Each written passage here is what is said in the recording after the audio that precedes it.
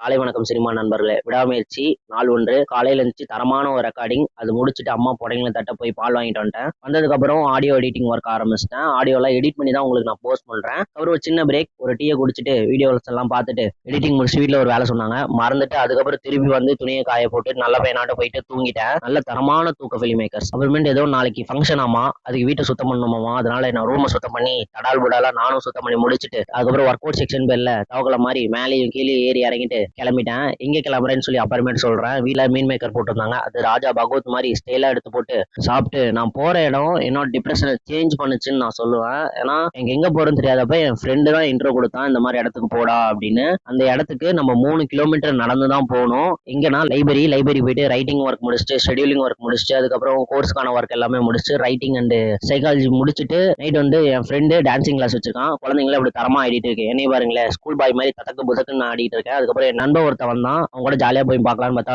சின்ன பையன் மாதிரி சொப்பு சாமான வாங்கலாம் மச்சான் அப்படின்னா, நானும் டோரா வச்சு சாங்க ஓட்டு ராமப்பிள்ள போலாம் அப்படின்ட்டேன். அதுக்கப்புறம் இங்க வந்துட்டு ஜீபோமா மாதிரி அந்த பக்கம் இந்த கை போகும் கையாடிட்டு இருக்கல கையாட்டுல ஒர்க் ஷாப்புக்கு கேமரா மூமெண்ட் எப்படி இருக்குன்னு சொல்லி கொடுத்துட்டு இருந்தேன். வரட்டா.